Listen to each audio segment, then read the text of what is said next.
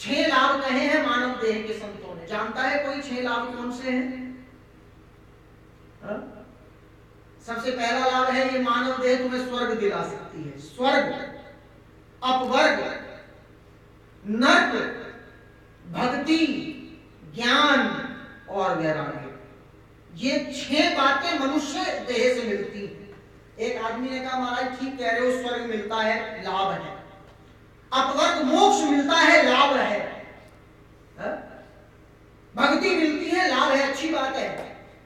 ज्ञान मिलता है इस मनुष्य देह से, अच्छी बात है। वैराग्य त्याग मिलता है इस मनुष्य देह से, अच्छी बात है। पर महाराज आपने एक 6 नामों में एक नाम नर्क का भी लिया है। पर महाराज अगर आप कह रहे हो मानव देह नर्क भी दिला सकती है, तो फिर तो मानव देह का ये दोष हुआ नर्क दिलाना। तो संतों ने कहा तुमने पकड़ बात सत्य करी कि नर्क मिलना तो गड़बड़ है, लेकिन ये मानव देह कैसी है?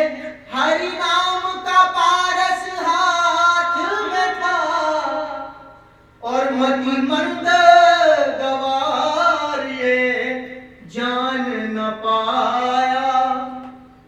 ये मानव देह जो तुम्हारा मनुष्यों का शरीर है, भजन कहूंगा लेकिन पहले बात समझा लूं आप लोगों को, क्योंकि बात समझनी बहुत जरूरी है। समझ आ गई तो धुनी तो तुम खुद भी लगा लोगे, पर बात समझ नहीं आई तो मैं गाता रहूं तो बोलोगे नहीं। ये पारस के समान है तुम्हारा मानव शरीर। पारस क्या करती है तुम लोग बताओ? पारस मणि से क्या होता है? लोहा भी क्या हो जाता है? हाँ, लोहा भी सोना बन जाए। ये मनुष्य शरीर ऐसा है जो पारस के समान लोहे को सोना बना सकता है। पर अगर किसी को पारस मणि मिले और वो पारस मणि लेके घर में चटनी बनाता रहे उस पारस मणि से, तो गलती पारस मणि की है या उस प्राप्त करने वाले की है? बोलो। अब उसने अगर लोहे को सोना नहीं बनाया तो गलती तो भाई उसकी है, फिर मणि की क्या गलती है? अगर कोई पारस मणि पाके लोहे को सोना बनाने की जगह उसे लेके अपने सिर में मारता रहे, सर फोड़ता रहे, तो गलती पारस मणि की है या लेने वाले की है? बोलो। लेने वाले की है। ठीक वैसे ही ये मत कहना मनुष्य शरीर नर्क भी दिलाता है। भैया ये आपके ऊपर निर्भर करता है कि आप इस मनुष्य शरीर का कैसे लाभ लेते हो। दुनिया में फंसा के नर्क चाहते हो या भगवान का नाम जप के स्वर्ग और अपवर्ग यानी कि मोक्ष को प्राप्त कर जाते हो, ये तुम्हारे ऊपर निर्भर है। नियम कानून तो बड़े बने हैं, पर एक बात जीवन में याद रखना, समझ लेना, जीवन में उतार लेना, जिसके जीवन में मर्यादा नहीं है, जिसके जीवन में नियम नहीं है, बोले ऐसा जीवन कल भी फेल था, आज भी फेल है। जैसे गाड़ी में ब्रेक ना हो तो एक्सीडेंट होगा ही होगा, कोई रोक नहीं सकता। वैसे ही अगर जीवन के अंदर मर्यादा नहीं है, नियम कानून नहीं है, तो आप कल भी फेल थे, आज भी फेल हो, बुरा मानना नहीं, सत्य है। अभी हम लोग पंचकुला में भागवत कर रहे थे, जहां मेरी लाला जी से बात हुई थी, सेक्टर 2 के अंदर, तो वार्षिक उत्सव चल रहा था। वो तो गुप्ता लोग थे, बड़ा सुंदर पंडाल लगाया, बड़ा सुंदर भवन था। हम वहां से कथा करके जहां ठहरे थे वहां जा रहे थे गाड़ी के अंदर, तो क्या देखा, हमारी गाड़ी, हम रेड लाइट चंडीगढ़ के अंदर रोकी हमने गाड़ी, पास में हमारे तेज 2-4 लड़के गाड़ी में बैठे हुए और रेड लाइट तोड़ते हुए निकल गए। और इतना तेज चला रहे थे, इतना तेज चला रहे थे, ऐसा लग रहा था, मैं तो इन लोगों से कह रहा था, मैंने कहा या तो इनके घर वाले इनसे नाराज हैं और या फिर ये अपने घर वालों से नाराज है, कुछ ना कुछ गड़बड़ी तो है।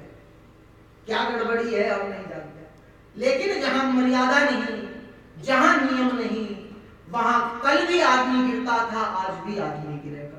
तो ये मानव देह तुम लोगों को मिली है, और केवल मानव देह नहीं मिली, इसके साथ एक और चीज, 2 मिनट में बात समझ लो, एक और चीज मिली है। क्या मिला है? सत्संग मिला है। ये जो आप लोग बैठे हो 150 जितने भी हो, यहां वही आएगा जिसके भाग्य उदय होंगे। सब लोगों को सूचना होगी, लेकिन यहां आकर के वो बैठेगा जिसके भाग्य जगेंगे, वही यहां आ सकता है, हर कोई नहीं आ सकता सत्संग में। तुम लोगों को मानव देह भी मिल गई और उसके बाद सत्संग भी मिल गया। और सत्संग मिला, सत्संग का अर्थ क्या है? सत्संग का अर्थ है सच्चाई का साथ। हम लोग बातें तो बड़ी बड़ी करते हैं लेकिन सच्चाई का साथ नहीं देते, हम झूठ का साथ देते हैं। पर भैया इस संसार के अंदर जो झूठ का साथ देता है उसके साथ मेरे ठाकुर नहीं होते, और जो सत्य के साथ चलता रहता है उसके साथ मेरे राम चलते हैं, उसके साथ मेरा गोविंद चलता है, जो सत्य के साथ चलेगा। तो सत्संग का अर्थ क्या है? सत्य का साथ हम लोग दें। हम असत्य का साथ दे रहे हैं, फिर कितने सत्संग कर लो बेकार होगा। सच बात कहने से डरना नहीं, सच्चाई का साथ देने से डरना नहीं, झूठ कहने में घबराना नहीं, झूठ का विरोध करने में घबराना नहीं, सत्य का साथ ही सत्संग है।